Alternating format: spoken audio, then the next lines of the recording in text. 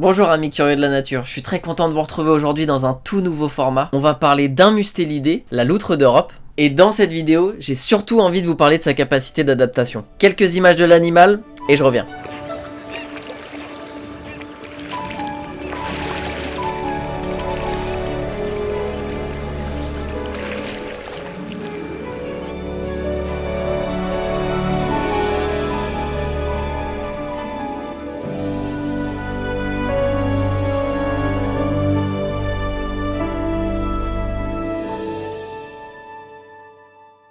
Avant toute chose, petite introduction. Vous connaissez sûrement la loutre géante ou la loutre de mer. Eh bien, au sein de la sous-famille des lutrinés, attention, petit point classification, ce sont des carnivores, du sous-ordre Caniforma, donc il y a les loups, moufettes, ratons laveurs, ours et j'en passe, de la famille des mustélidés et donc de la sous-famille des lutrinés. Au sein de cette sous-famille, il existe 13 espèces de loutres dans le monde. Fait à savoir, la loutre d'Europe a la répartition géographique la plus étendue par rapport à toutes ses congénères et même par rapport à plein d'autres carnivores. On la retrouve dans une grande partie de la France, sauf au nord et au nord-est. Elle est présente en Belgique, Suisse, Hollande, Italie et Luxembourg, mais en petit nombre. Quelques populations subsistent au Maghreb. En Europe centrale et occidentale, elle est assez bien répartie avec des effectifs plus ou moins importants selon les pays. En Russie, on peut la croiser partout sauf dans le nord de la Sibérie. Elle peuple les pays semi-désertiques du Moyen-Orient et de la frange orientale méditerranéenne, mais dans l'ensemble, les dynamiques de population sont assez mal étudiées, donc peu connues. Et enfin, on la retrouve en Asie, en Corée, Chine, Népal, Mongolie, dans une petite partie de l'Inde et des pays d'Asie du Sud-Est. Bon, donc vous comprenez mieux pourquoi je vous dis tout ça. Elle est dans plein de pays différents, mais surtout, elle est dans plein de milieux différents. Je sais pas si vous vous rendez compte, mais on la voit aussi bien dans des lacs en Finlande que dans des oueds au Maghreb. C'est juste complètement fou en fait. Et c'est là que je vous raconte mon histoire et mon expérience avec cet animal. Mais avant ça, il faut pouvoir la repérer. En fait, elle dissémine ses crottes, plus communément appelées des épreintes, un peu partout en évidence, accompagnées de muscles pour donner des informations à ses congénères. Par exemple, t'es le bienvenu ou pas ? Je suis en chaleur ou pas. Alors bien évidemment, nous on peut pas sentir leur intention. Par contre, c'est ce qui donne une note un peu sucrée dans l'odeur de la crotte. Du coup, un petit coup de reniflement et hop, on sait à qui ça appartient. Nickel. Bon, j'avoue que c'est un peu dégueu dit comme ça, mais je vous jure que c'est hyper efficace. Alors concrètement, qu'est-ce qu'on cherche ? On cherche une odeur plutôt agréable. Moi personnellement, j'ai l'impression de sentir une odeur de poisson sucré. Certaines personnes m'ont dit qu'elles sentaient plus une odeur de miel, certains juste du poisson. Ça dépend. Franchement, le mieux c'est que vous testiez par vous-même. L'autre point, ça va être d'essayer de repérer les bulles d'air qui remontent à la surface de l'eau. Elles viennent surtout de l'air emprisonné dans les poils de la loutre. Et si vous avez de la chance, vous verrez peut-être une petite tête sortir de l'eau. Ou deux.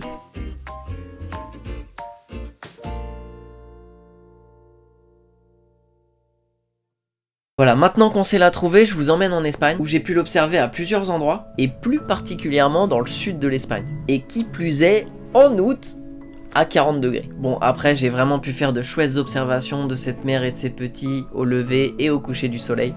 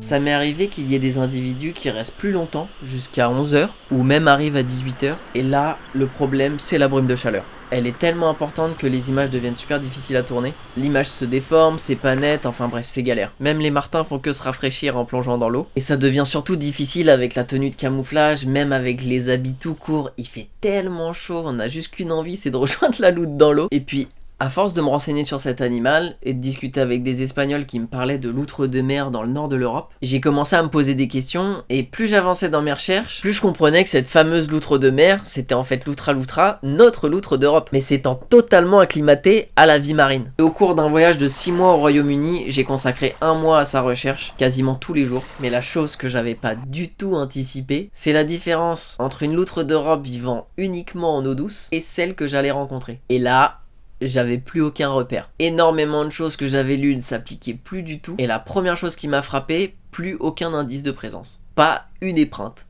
Pas une épreinte. C'est l'écosystème entier qui change, la végétation est remplacée par des algues et des rochers, l'océan s'étend à perte de vue, on est très loin du linéaire de rivière, et aucun arbre, impossible de poser un piège photo. Bon certes, je vous l'accorde, je me plains beaucoup, mais c'est vraiment l'impression que j'ai eue quand je suis arrivé sur les lieux. Et comme à chaque fois que je commence une quête, je me suis posé 1 milliard de questions, et surtout je me suis mis à douter. Par où je commence? Combien de temps ça va me prendre? Est-ce que je vais y arriver? Est-ce que je vais en trouver? Enfin bref, je pense qu'on est un peu tous pareils, mais bon, heureusement, il y a quand même des endroits qui rassurent. Et là arrive la première rencontre.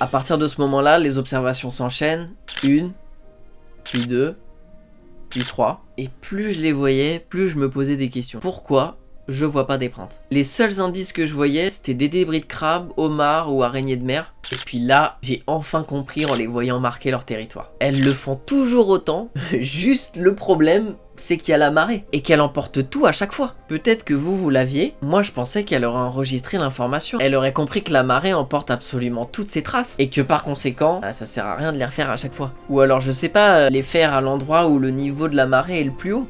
Je lui donne un petit tips au cas où si elle regarde la vidéo, hésite pas à suivre mon conseil. En plus, c'est pas vrai qu'elle s'est pas adaptée à la marée, parce qu'on l'observe davantage à mi-marée quand les algues sont à une certaine hauteur.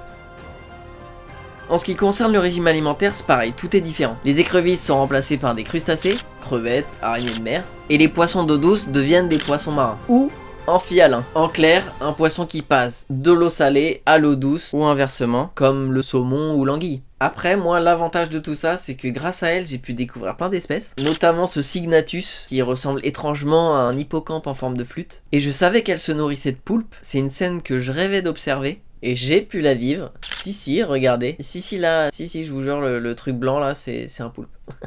Je vous jure. J'ai aussi pu lire que les loutres étaient moins territoriales, alors j'imagine que c'est corrélé à la disponibilité en nourriture. Après, j'ai tout de même fait des observations en eau douce, où j'ai pu voir 6 loutres simultanément, et après quelques minutes de jeu, tout le monde est reparti chacun de son côté. Donc ce qui est sûr, c'est qu'il y a une tolérance familiale au sein des mustélidés, et pas que d'ailleurs. Mais je trouve qu'à force de généraliser, on en oublie cette notion d'individu chez les animaux, et ce qui nous paraît logique et explicable l'est pas toujours. Il y a souvent des choses plus complexes qu'on capte pas forcément. Bon, je m'égare un petit peu, mais je trouvais que c'était important à dire. L'avantage de ce milieu, c'est qu'il est ouvert, donc on peut voir de loin, et j'ai du coup eu la chance d'observer une loutre un peu plus longtemps que d'habitude, et comme ça j'ai pu voir comment elle faisait, comment elle pêchait, comment elle vivait en fait. Donc c'est assez simple, quand elle a une petite proie, elle la grignote à la surface, ensuite elle plonge, elle réapparaît avec une proie, bon si elle est petite elle recommence, à savoir que tant qu'elle est dans l'eau, elle fait que chercher et manger. Et quand elle en trouve une plus imposante, elle revient sur la terre ferme en la transportant dans sa gueule, elle la mange. Et une fois qu'elle l'a terminée, elle en profite pour se nettoyer. Parfois ça dure pas longtemps et elle repart à l'eau. Et d'autres fois ça dure plus longtemps. Elle peut même se reposer, voire dormir 5-10 minutes. Mais elle est souvent soit dérangée par des oiseaux,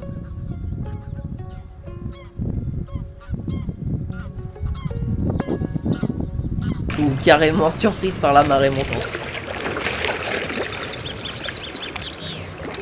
En bref, on comprend complètement pourquoi elle est dans cette famille des mustélidés. C'est une vraie pile électrique comme tous les autres qui s'arrêtent que pour dormir. Alors je vous ai dit que tout changeait, il y a quand même des choses qui restent, comme le fait qu'elle ait toujours besoin d'eau douce, d'une part pour s'abreuver, et deuxièmement pour retirer le sel de ses poils et avoir un poil nickel. Et après toutes ces observations, c'est là que je me suis dit mais c'est vraiment un animal de fou qui vit dans des milieux tellement différents. Je suis resté quand même 6 mois au Royaume-Uni sur la période printemps-été. La température maximale c'était 19 degrés, pour des moyennes de température comprises entre 10 et 15, et en plus avec du temps très changeant. Il y avait beaucoup de pluie, bon il pleuvait pas tous les jours, c'est juste que c'était entrecoupé. Dans une journée on pouvait avoir du ciel bleu, ciel gris, brouillard, pluie. Honnêtement, ça pouvait passer par tous les temps. Quand en Espagne, en août, quand j'y étais, il faisait 40, 45, voire plus au soleil. Toujours un ciel bleu, donc bah forcément pas une goutte de pluie. À tel point qu'à certains endroits, il n'y a pas eu de pluie l'hiver et que ça fait 2 étés que c'est complètement sec. Non, honnêtement, c'est assez dingue de se rendre compte de la capacité d'adaptation de cet animal. Non, franchement, bravo. Bravo à elle. Et donc dans les livres, et surtout ce livre, la Bible de la loutre que je vous conseille très fortement si vous aimez cet animal, j'ai pu lire qu'elle avait entre 60 000 et 80 000 poils au centimètre carré. Je sais pas si vous arrivez à vous rendre compte, mais du coup je vais vous demander de retrousser votre manche, de regarder et compter. Moi j'en ai 2 au centimètre carré.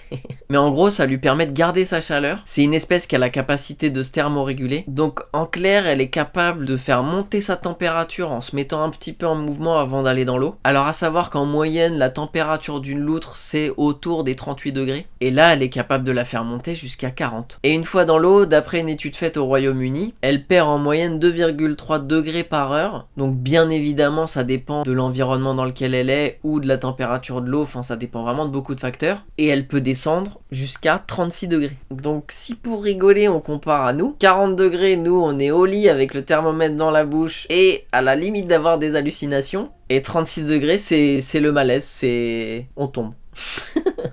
Et comme si ça suffisait pas, elle a un autre pouvoir magique qui se situe dans son réseau de veines partout dans son corps, qui lui permet de limiter la déperdition de chaleur au maximum, même dans les extrémités. Et pour vous situer, c'est exactement le même principe que les cétacés comme le dauphin, ou les pinnipèdes comme le phoque. En tout de même moins performant, bah encore heureux, elle en laisse aux autres.